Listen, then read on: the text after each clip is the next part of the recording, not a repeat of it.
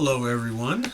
Welcome to the Telos Initiative podcast. I'm Angelo Cole. I'm Chris Vigil.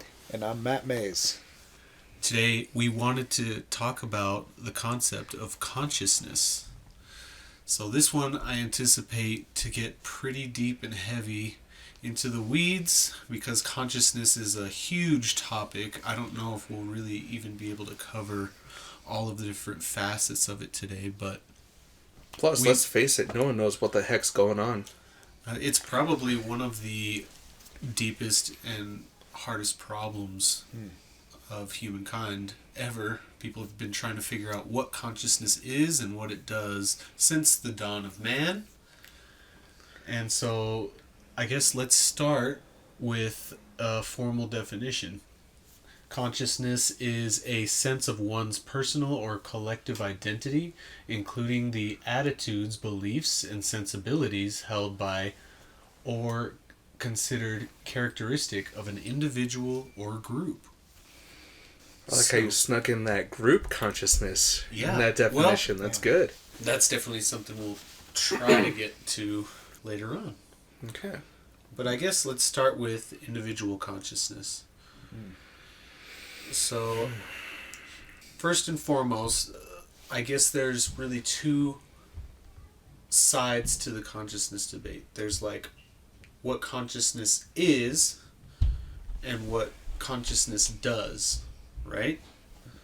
So maybe let's start with the is part of it and try to figure out exactly what we're talking about. I think consciousness was a discovered phenomenon and not an invented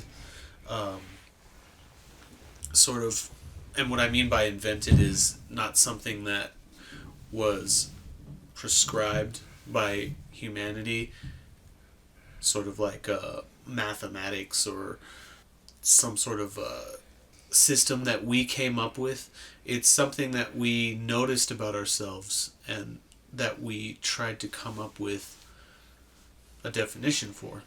If you look at ancient cultures, they usually associate consciousness with the breath. Of course, the Bible talks about man being made of dust and breath, specifically God's breath.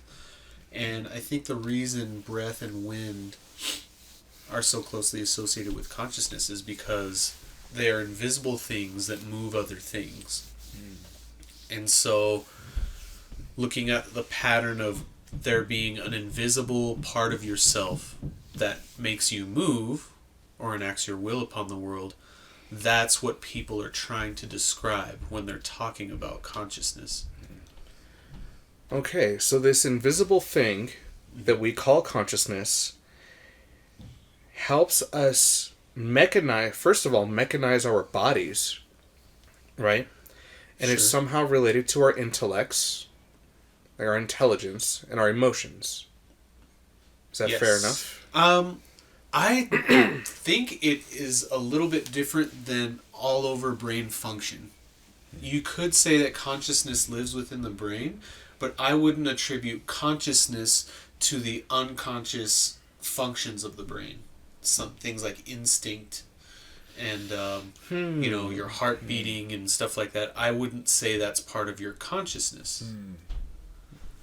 Let's try to clarify something. If we say the word consciousness, are we also talking about cognition? Or is cognition and consciousness separate somehow? I think consciousness falls under the umbrella of cognition. If we have the same idea of what cognition is. Mm-hmm. This is like one of those conversations where the closest I could relate it to is like when people talk about God, and you have preconceived ideas, say, about what God is. Like when you say God, then you have certain concepts that you associate with God that are not all necessarily ascribed to what God actually is, right?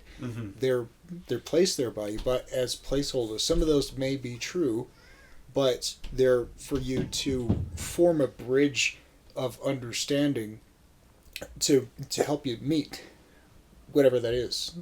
So with consciousness, I think we actually we may have simultaneously an easier and harder time approaching it because we don't have these preconceived ideas, but at the same time we don't really have much of a roadmap other than what the negative space around our language, like when we say subconscious, right? So what is happening beneath, say, forward consciousness? Now we have this orientation. We have, like, let's say conscious consciousness, which is somewhat repetitive, but our conscious, prefrontal cortex, the ego, right? The ego, the definable things like that. So it's interesting to me when you say that like our internal functions or involuntary functions are not conscious, if I am understanding correctly, yet they are animated, without our conscious awareness, right? Without our without our conscious command of them to perform as they do. Like, our heart beats without us having to like tell it to beat, so it's right. it's the mystery behind our understanding. Isn't it funny how there's a sort of interplay between the conscious elements of your psyche and the unconscious ones? There's like levels, right? So a lot of times I'll be breathing unconsciously. It just happens. Even while I'm sleeping, I don't know. But if I want to consciously hold my breath, I can. I can, if I start thinking about my breath, I can literally breathe exactly in and out how I want to. That's sort of a system that I would consider in the middle ground between the unconscious and the conscious, where you can switch your consciousness on and off. And it makes me think, if that system is like that, maybe a lot of systems are like that, and maybe that gets into more of the function of what consciousness does. Maybe the idea is your consciousness is trying to figure out things that you are not in control of, the chaos, the things that you don't understand. It's trying to get a grip on them, and then as soon as it feels like it's got a good framework around the situation or the context in which you're in, you'll move that to a different part of the brain and a different side of the brain, I think. If you well, it becomes part of the subconscious. Like, I don't need to consciously learn how to walk anymore. That's just part of my being. Or think about even driving. How, when you know where you're going, how often are you actually consciously driving? You're just like, oh, in my head, I'm just, the route, you've been there. Yeah. But if you're lost, now you really have to pay attention. Interesting. You turn the music down so that you can see better. It's weird. Why do we do that? Why do we do that shit? It's weird. It is weird, but I think it has to do with... turn down the music because I could see better. I think it's funny because so maybe it has to do with, dimming the other senses so that one sense is heightened or something. It's interesting. Well, it's like, I think Alan Watts put this really well, where you have the spotlight awareness. Like, say you have the, floodlight awareness is like the, the wraparound, the collective awareness. Spotlight is the direction. It's the the thing that we're consciously focusing on. Yes. Right? So that's like the headlights. Okay. So it, if we have these things in our muscle memory, say you can drive to somewhere and you don't have to think about what it is that you're doing, every single action, then that seems more efficient. That seems something that you don't even have to, you can concentrate on, well, hopefully keeping your eyes on the road, but you don't have to think about every single thing that you're doing. So, let's be honest, Angelo and I kind of cheated a little bit. We listened to John Verveake's podcast on consciousness right before Matt arrived. Cheating cheaters. And so what we're talking about is what he would call a salience landscape. So if something's salient to me, it's like right in front of me, I can understand it, and then, so we're getting a feel for what's around us. Salience is, for those of you who don't know, is sort of like the foregrounding of something from the background. So when you make it relevant to your situation, you're aware of it. And if you've ever seen an experiment where they have a bunch of people tossing a ball around, and they ask you to count how many times the ball's passed around, and you count, and then at the end of the video they'll say, "Did you see the gorilla?" And you'll be like, "What? What are you talking about? What gorilla?" And you rewatch the video, and while you were sitting there counting the ball being passed around, a guy in a big gorilla costume came right in front of the camera and shook himself. And there's a good chance that if you were actually watching the ball and counting how many times it was being passed around, you didn't even notice the gorilla. The gorilla wasn't salient to you. And so John Verveake's idea or thesis behind what the function of consciousness is has to do with something he calls relevance realization, where our consciousness, what it's trying to do is take this information from a chaotic background and bring it into the foreground, realize it, and make it relevant to what we're trying to do, or frame it in a way where we can accomplish certain goals.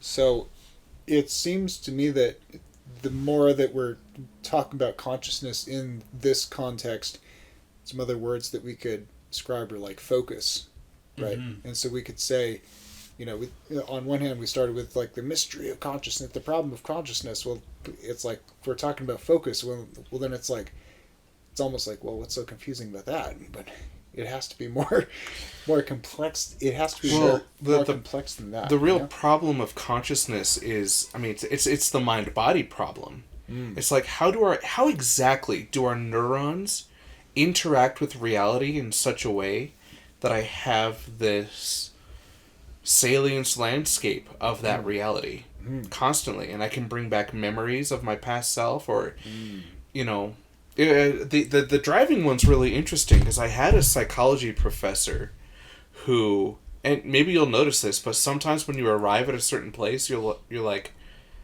I don't remember any of the actions I took driving here, because they were just so automatic to me that.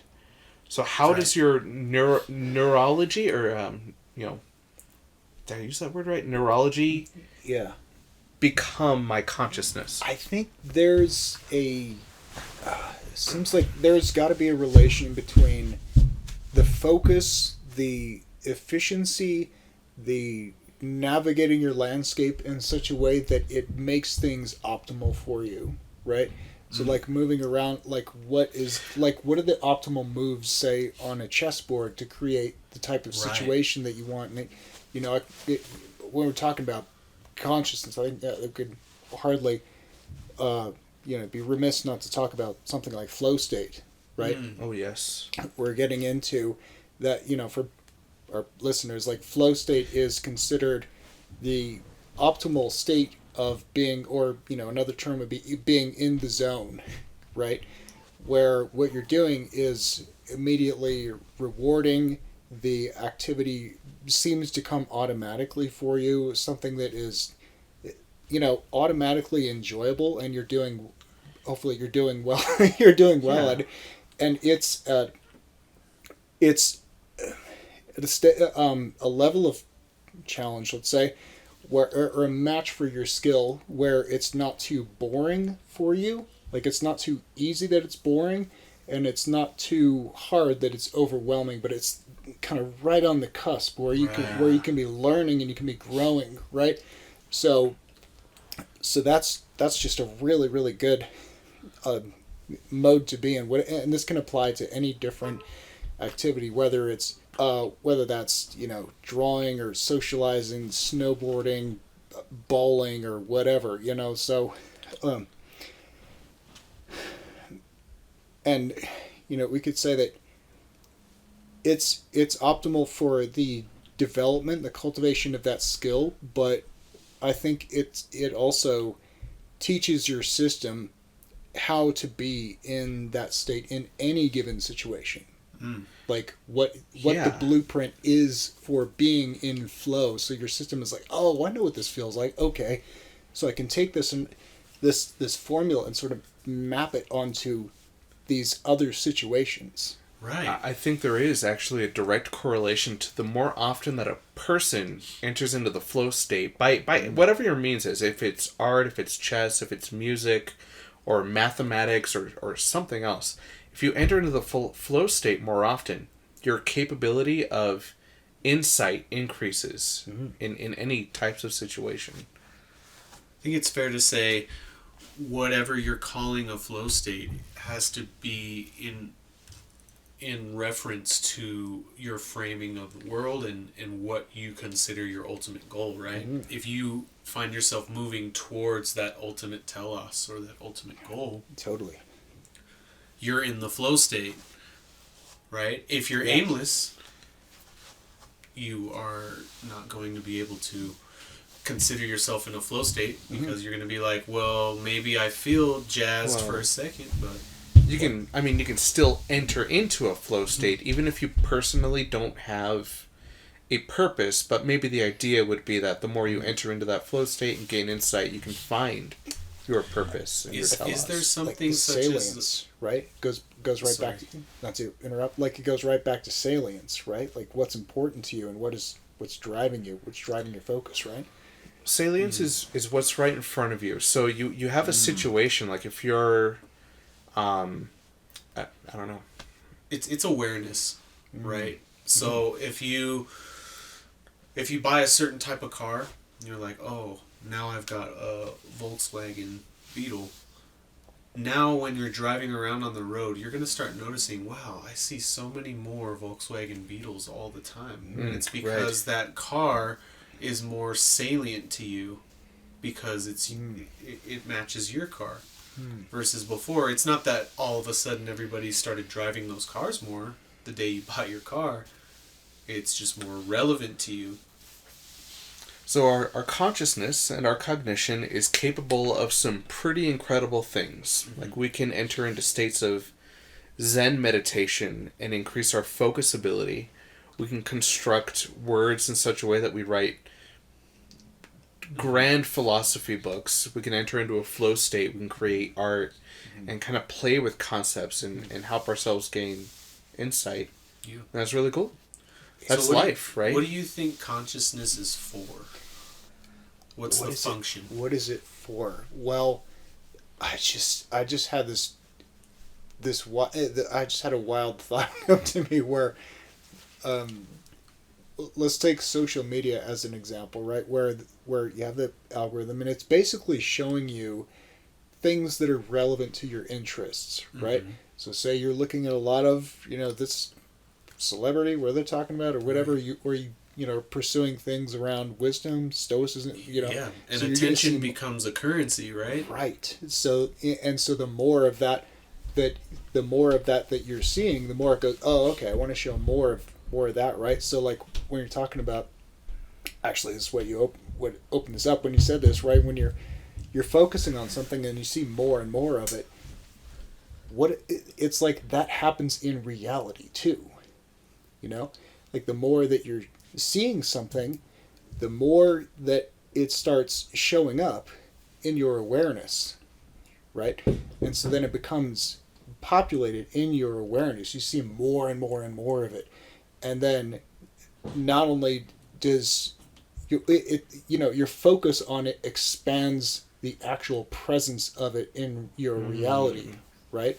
So the more that you're focusing on it, the more it actually shows up. Right? So, and it's a choice. There's a choice there, right? You can choose to focus on something more and make it more salient. Oh, yeah. And that could even be a negative effect, right? You can really, really focus on something that you're afraid of or something that gives you anxiety, and it's just a negative feedback loop. 100%. So our consciousness also manifests things into reality. Yes. Might be one way to put that. Yes. Yeah, because you can totally, there's people who make those, I forget what you call them, those manifestation boards, those dream boards, where they'll put up a bunch vision of things. boards. Yeah, Yeah, vision boards. There you go. They'll put up a bunch of pictures of things that they aspire to or they want to be, and they'll try to sort of bring that energy into reality. Or you might even have heard of the saying, dress for the part that you want to be. Right. Yep. It's like Dress for the job you want. Yeah. Yep. If you put your mind in a certain state and you say, I'm already there, maybe it will make the universe work in your favor, tilt the scales. I'll tell you what, if I dress up in a kimono and start wearing a samurai sword everywhere, people are not going to treat me right. Dude, I'll treat you well. I'll treat you very well. I think you would get a lot of positive feedback, to be honest. Yeah, I think you get some pretty awesome comments from that. Yeah, you're going to be on the internet for sure. That's dope. But as far as the function of consciousness goes, so there's a theory called the global workspace theory. It's kind of this idea that your brain works like a computer, which makes sense in modern times because we see computers and they really are sort of an imitation of what we think our mind does. Like when we built computers, we're trying to organize it in such a way that it makes sense to us, and what better way to do that than organize it like a mind, right? Yeah, and by the way, greetings to our future robot overlords. It's an honor to be listened by you. Hi guys. We're on your side. Don't kill us. We're coming pigs. But yeah, global workspace theory is something like you take information, you bring it in for processing, memory and framing and all of that. You kind of put certain things together, discard other things, and then you put it back out into a new sort of product. And your consciousness is the thing that continuously does that. At least that's one theory. So it's like recycling and Well, it's configuring information, right? Reconfiguring, making it into something else. Yeah, taking parts, putting them together, and creating a sort of framework, trying to put the puzzle together. And that's just one idea of what it could be. There's another where it's a sort of, I think it's called integrated information theory, where it's a sort of complexification system. It's taking information and just increasingly complexifying it. But that one doesn't really answer the question of like, well, why would your brain want to do that? Well, there could be complex frames, right? Sorry, I did not answer that last question you had, but there are complex frames, right? So the more information I have, I can complexify that to the point that the framework at which I am viewing reality is more encompassing of that complexity. So maybe my purpose of consciousness is to encapsulate as much of the chaos as I can and transfigure it or transform it into order. Hey, there's an idea. We are beings trying to take chaos and convert it into order. But too much order and you end up with fascism. Right. Yeah. Authoritarianism. Yeah, authoritarianism. But I think that's fair considering, we are beings that crave stability. A lot of our goals have to do with making something or integrating something and making it something that we understand and have dominion over so that we don't have to think so hard next time. Yeah. When it seems it has to do with like synthesizing, we're talking about like we have our perception of the problem of consciousness, and then we have, say, a problem that consciousness itself may be trying to solve. Like two polar opposite things. That one, you have imagine this has a telos over here and this has a telos over here, and it's like, how do I make this shit work together? You know, how do I synthesize this to make this work together, right? Because there's a point of entropy. There's a point, like, even if we look at, mythologically, if we look at, the triad of, Vishnu, Shiva, and Brahma, right? Mm-hmm. You have the present, you have the creation, you have destruction, right? Like, why all three, right? It's not like the point of creation is to be the antithesis of destruction. It's like you need destruction in order to break things up, in order to recreate, right? Like if you think about the word recreation, right? Like to recreate. Oh. Right? So There you that's a fun one to play with. So it's like this whole drama playing out, and we're kind of in the eye of the storm of it, and trying to move through it and figure it all out. And what if we were conscious of all of this happening at the same time? Would we play out our parts in the same way that we need to? If we knew, if we were totally omniscient, if we are totally conscious of every single thing that was happening, like, would anything get done? Or would we be sitting there trying to analyze all of it and getting analysis paralysis over everything, rather than simply moving forward and embodying what it is that we need to embody as human beings? I think we are limited beings, and there's literally an infinite amount of information to take in. Mm-hmm. And most of it's unnecessary, and that's kind of what your brain's doing. It's discarding. It's a information discarder. You are not so much gathering things in as filtering out, if that makes sense. Yeah. Like when I'm looking at an object, when I focus on it, I'm getting rid of everything outside of that object. When I focus on a conversation, I stop listening to everything else except for that thing. I gotcha. I'm going to dial it back just a little bit, because, Matt, what you just did was kind of like what Alan Watts did when he said that a person's ability to have pleasure and engage with his desires is so limited that if you were able to enter into a dream state and have the fulfillment of all of your pleasures and desires, eventually you would get so bored. If you had an infinite amount of time, you would get so bored that you'd actually just end up being in the place where you are. And there's almost a peace in that. Now, if we understand that the limits of a human consciousness can never encapsulate the infinite in every regard, like at least in this plane of existence, in this plane of reality, I cannot be omniscient. What are the other ones? I can't be omnipresent. Mm-hmm. And what's the third one, Angela? I'm missing one. Omniscience. Well, there's and I can't be omnipotent. There's also omnibenevolent, but whatever. Yeah. Mm-hmm. Well, I can't be that either, right? I can't be all good and I can't be all evil.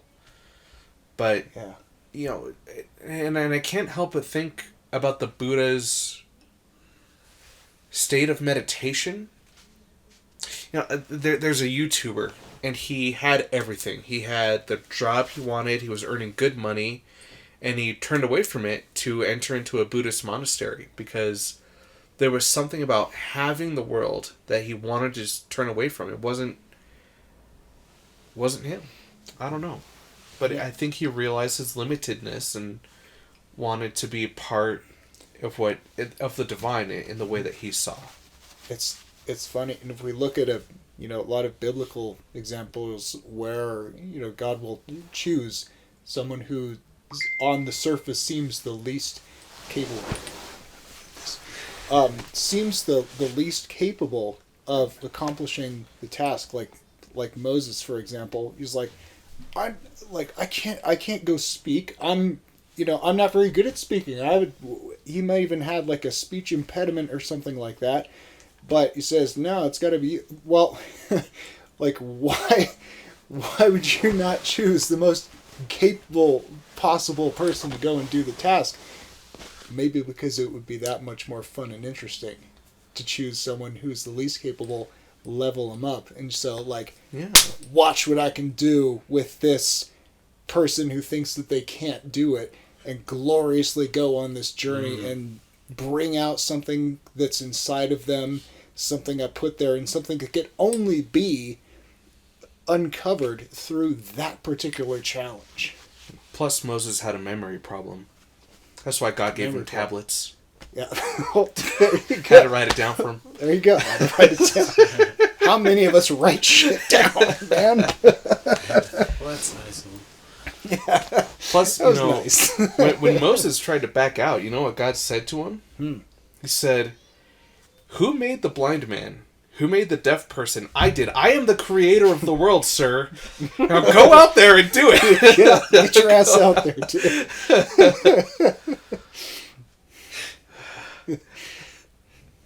So, we were talking earlier about cycling through, like recreation, right? Recreation. We're destroying, we're creating constantly. And I don't know. I just came up with this diagram of two arrows that are encircling each other like a cycle, but their destruction and creation, or destruction and recreation, are pushing upwards, like trying to transcend towards something. That just thinking about recreation makes me think of Piaget and his studies on children and how children play. And you got to think about, why do we play? Why do we try different things? And I think it's our consciousness trying to frame things. I think you ever see kids pick something up and they'll tap the table and throw it, and then they'll repeat it over and over. Yep. And it's like they're trying to figure out what that thing is, what its use is. And the older you get, the less you play, because you feel like you've really built a framework. You've had so much experience with a lot of things that you don't really try to restructure as much as you used to, because your framework is so embedded. That brings us right back to the topic of the flow state, because that's what you're doing. You're playing with your musical instrument, your art. You're playing with these things that optimizes, your ability to frame. Wow. And there you go. I even think, so get a wholesome hobby. Yeah. get a wholesome hobby. Like, I even think of the Big Bang, right? Like, let's say that's like at the very origin, like, let's say, children running around, have all this energy, all the curiosity, all this, like, bam, all this, right? All this combustive energy, right? That seems to diminish over time, right? But how do you recreate that? How do you recreate that bam, that sense of aliveness and the awakeness, right? Is you have to get into that state of playfulness. You have to get into that state of flow, and like remind your system, like resuscitate that part of yourself, so that you can feel that again. And you're like, oh, this is what alive feels like. This is what like awareness, not just looking around and, yeah, I'm aware. No, this is like, oh, like awe. Like, this is what awareness, awe feels like. Man, yeah, you're taking all this stuff and framing it in such a way, like you recognize that as life, living. Yes. Like we can recreate our bodies through recreation, right? Exercise. Our intellect, like the paradigm, there's that word, right? Paradigm. The way that my intellect or myself views the world is one way. You can break that, it can collapse, and then you can restructure it into a broader, or maybe even a better paradigm for looking at reality. Yes. And we can emote, right? Emotion's huge. That's a huge part of life. Mm-hmm. And actually, and you said that this was all like a breath, right? Our consciousness is like a breath. Earlier, I think. Yes. It's a metaphor. Something like that. Oh yeah. Yes. Like the ancient cultures would relate consciousness to and spirit to breath. Why? Well, because for one, it's an invisible thing that moves. Okay. So it has An something to invisible do with thing our that will, moves. our psyche. Psyche is the Greek word for soul. Mm-hmm. And for another thing, when you die, your breath stops. That's probably how they would check to see if you were dead. They would be like, his breath is gone. Meaning your soul is gone. Or your consciousness is gone. Yeah, and like, going back to the biblical, right? Like, in the statement that the Word was with God and the Word was God. Mm-hmm. Like, the breath being and the thing that's created as being of the breath. You know what's interesting is in Hebrew, they have characters, the letters that they use each represent a purpose. And the H letter, he, in Hebrew, often represents the Spirit of God. And so when Abram changed his name to Abraham, it was because the he was inserted into his name, so the Spirit of God was with him. Nice. Fun fact. Wow. You even got a little phlegm in there when you said it. Like, Abraham. You gotta do that. Gotta do the... Gotta do it. Do it or it doesn't count. A few weeks ago, I was just reaching out. I was just reaching out to God, and I wanted to bring the order, right, God's order, into my life. And I just prayed, God, give me the breath of life which you gave to Adam. Ooh. And I don't know. It's like, what did Adam experience with his consciousness? What is it?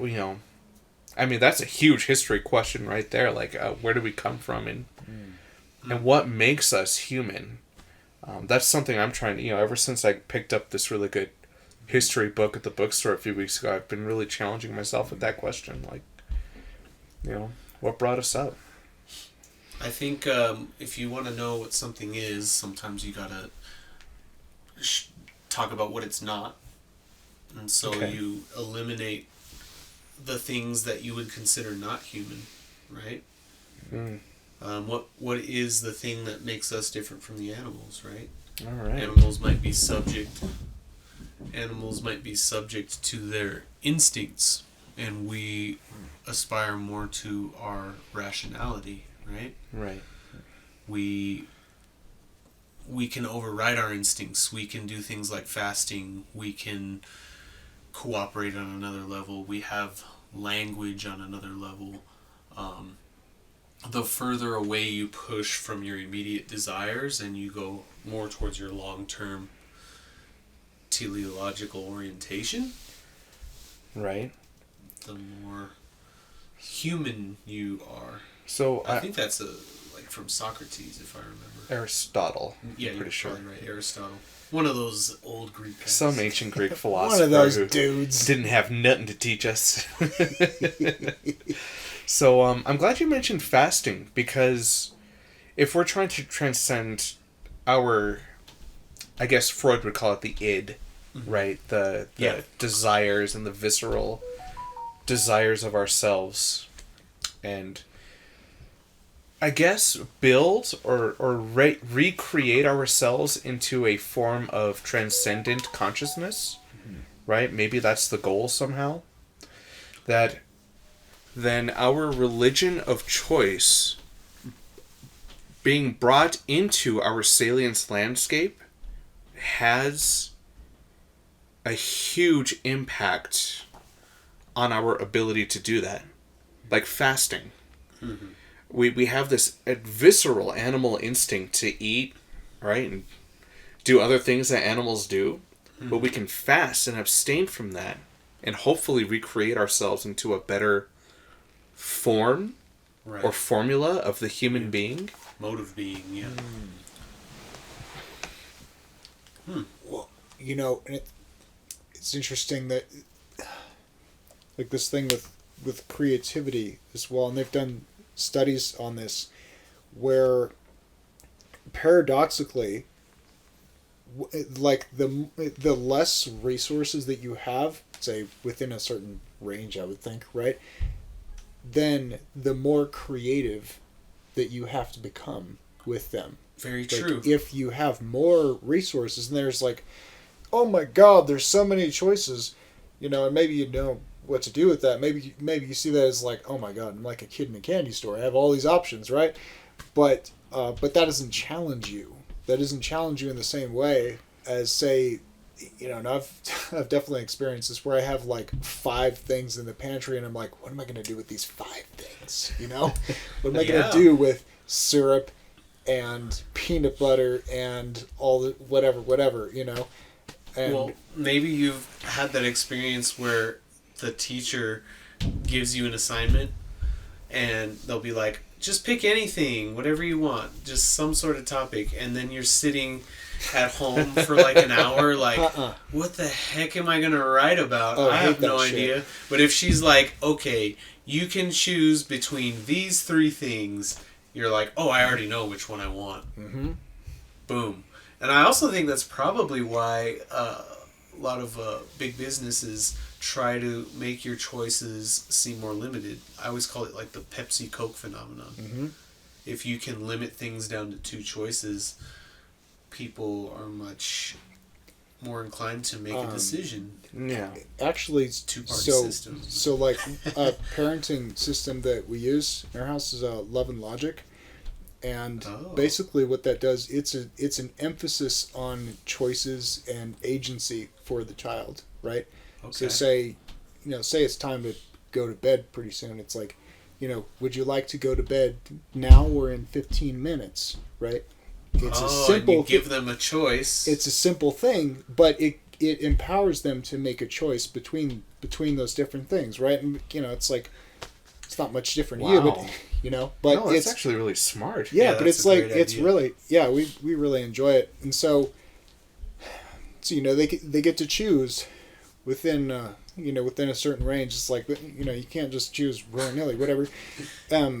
But also it's an emphasis on natural consequences for things, right? So say like, you know, act in some sort of way that's really draining. It's like, you know, I would love to be able to do that, but I'm just, you know, I'm feeling energetically burned out right now, or just, you know, I need to recharge, that sort of thing. So they can make these associations between actions and natural consequences. So then it's like, you know, then there you go. Then it's learning, and you don't have to.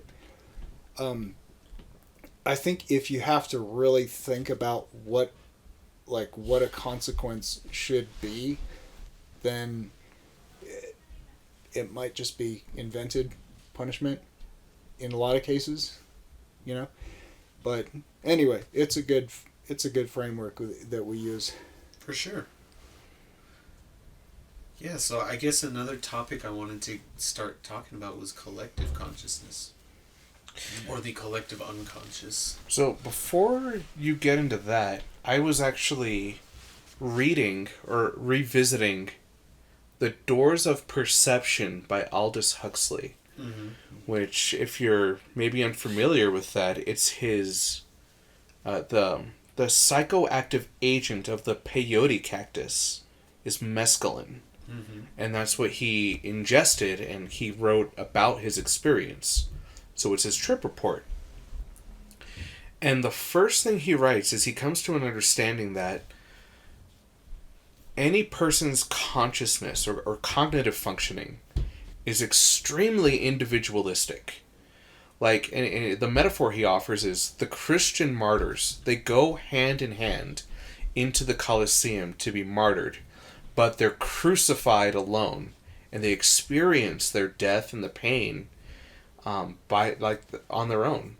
And we can use metaphors and we can use language to connect with each other, to connect with other consciousness, but the raw experience of your experiences belongs to you and to you alone. But now You'll always die alone. Thank you. Anyone who wanted to be uplifted by this podcast, you're going to have to go somewhere else. Thanks. Sorry. Thanks, Chris. Bummer, Chris. That's too bad. No. Anyway, Yeah, man. so No, tell us how we're not alone or what we're doing. Well, no, I was together. thinking that, well, you touched on the idea of psychedelics, and that brought me back to the idea of play. I think the reason people are even inclined to do psychedelic substances in the first place is because they're trying to play with their consciousness. They're trying to create affordances in their salience landscape. Yes. And they're trying to maybe create a disruption in their mental framing and restructure it, reframe it in a new light. So that's got to be something to do with the function of consciousness. Yeah, it's something Is something this- that is universal. And don't worry, I'll tie this into collective. I'll tie this back to collective. Tie it up. You know, Tie it up. and tie it up.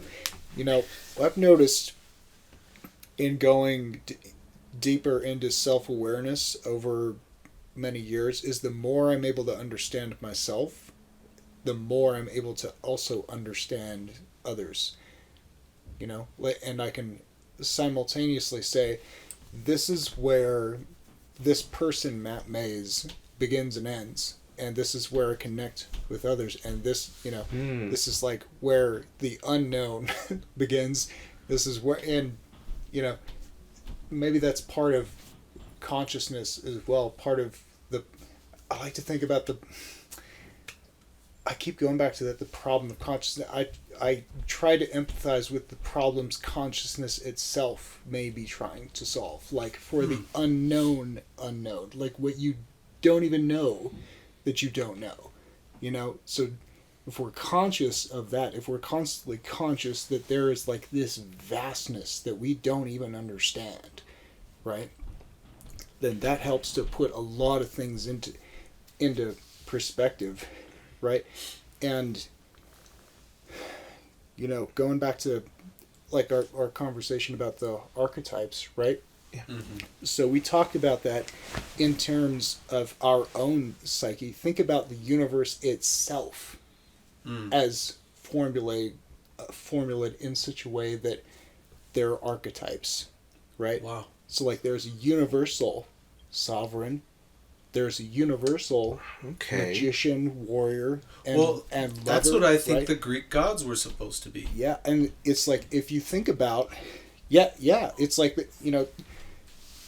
metaphorical representations of these different sides, right? So like for the warrior, for example, there are aspects of life that are challenging, that bring that out of you, that speak to the warrior, right? There are elements of life that are flourishing, that are abundant, and with the magician, I mean, let's be honest, like how complex the universe is, absolutely complex in so many different ways, right? And then there's the sovereign. There's a universal sovereignty that also we have that personal sovereignty in ourselves. For sure. So it's like it's mirrored.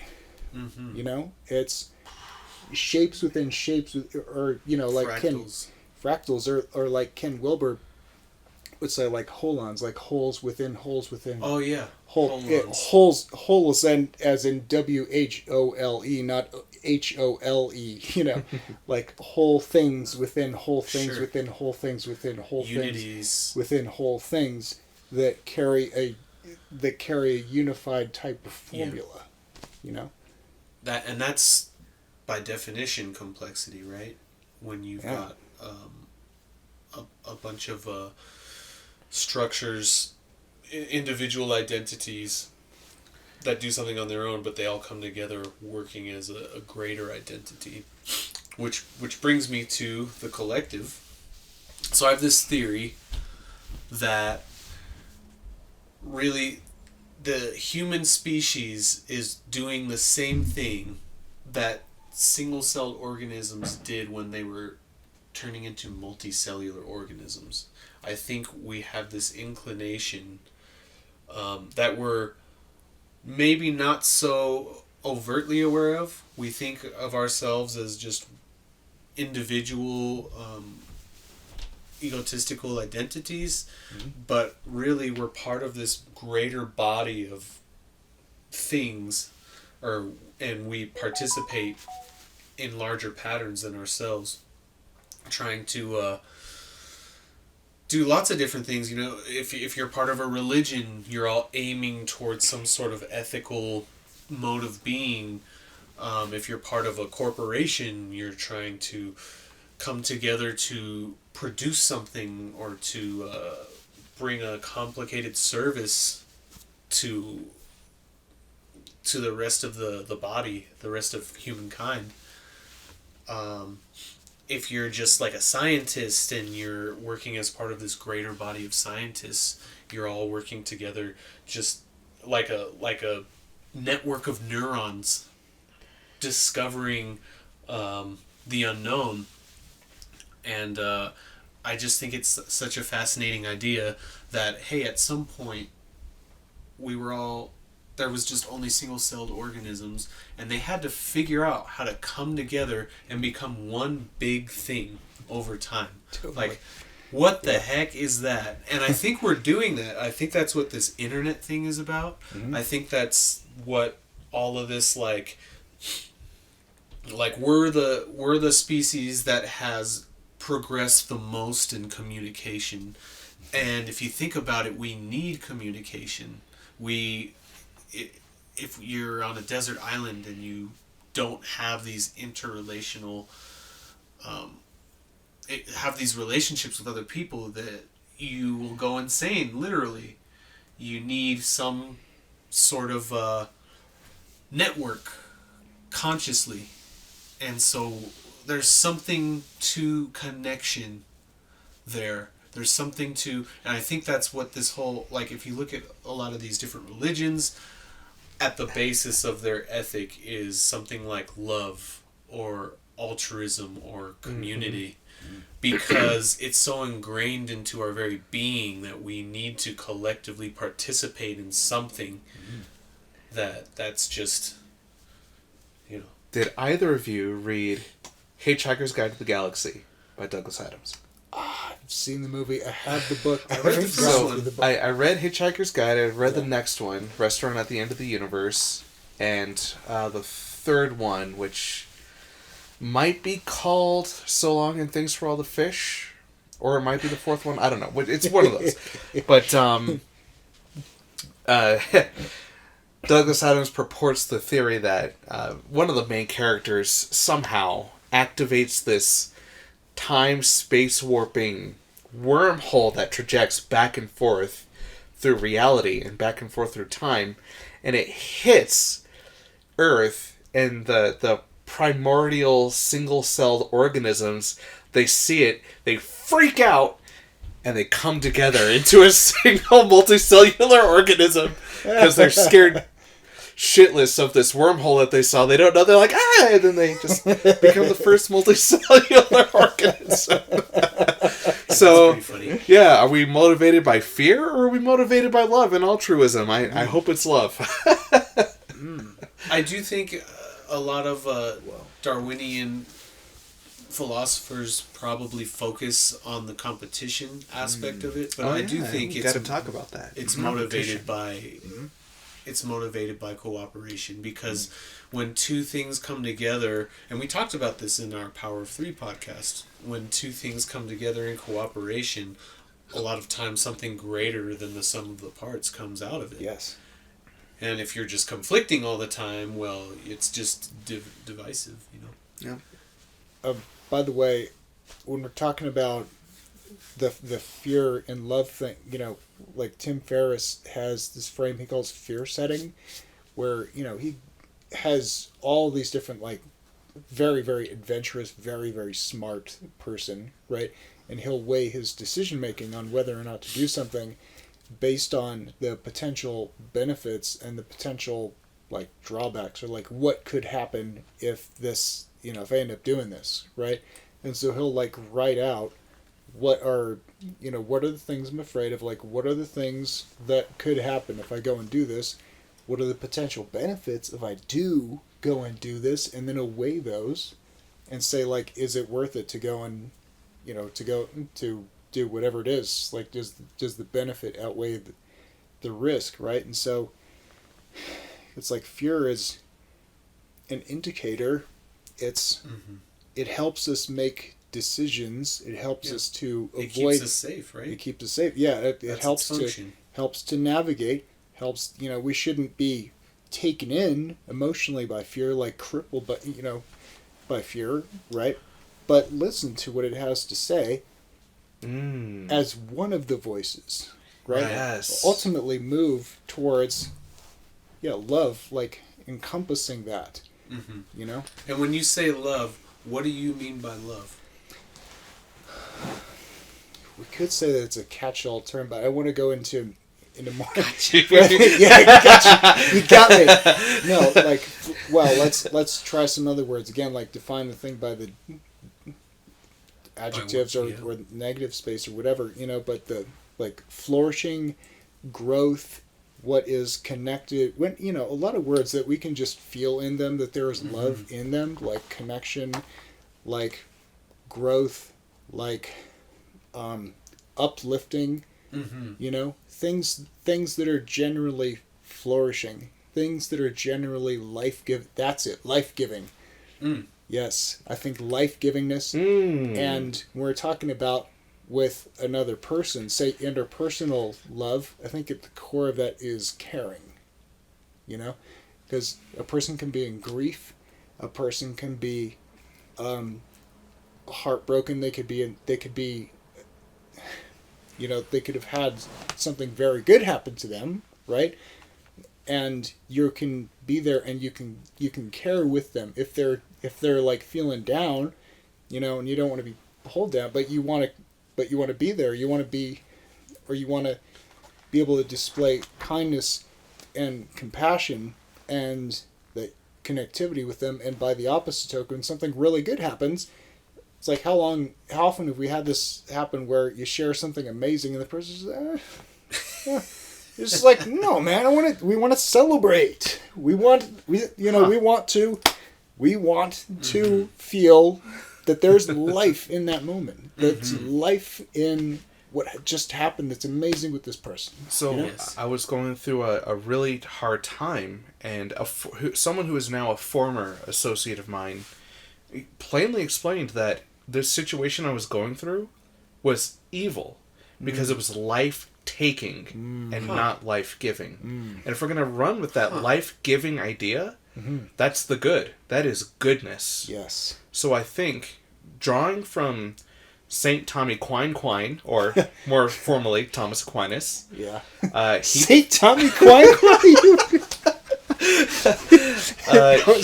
You're being reverent or irreverent right now. You'll never know. But Thomas Aquinas defines love as willing the good of another. Which I think is a really fair. And now this can be complex too, because like my wife Helena and I it's all the time with like movies and shows and stuff like that. It's like when you let the villain survive. This is where you have to be very careful about like what actually are the rules, right? Because like we were just watching this show Rings of Power. Okay, not to spoilers or whatever, but somebody dies. Okay. So you have, so you have the characters who you could see as good, you could see as the rebellion or on the good side. Then you have this character who is like kind of a weakling ruler, right? He has that weakness of character. He's very fearful, and he's also kind of like the character kind of like pompous on his thing, and what would be a good analogy? Like, what was his face from Gladiator? the emperor, the player, the guy Commodus. The guy who... The evil emperor, Commodus? Yes, the one Yes. who Joaquin Phoenix played. Yes, that guy. That same kind of character, right? So anyway, in this show, the good guy lets that character live, right? Turns around. What happens? He gets stabbed in the back because he let him live, and he put his sword on the ground, and then what the hell? You know, you're the good guy, and you let him live, and then so it's like, that's where it can really I guess this will go more into our goodness talk, right?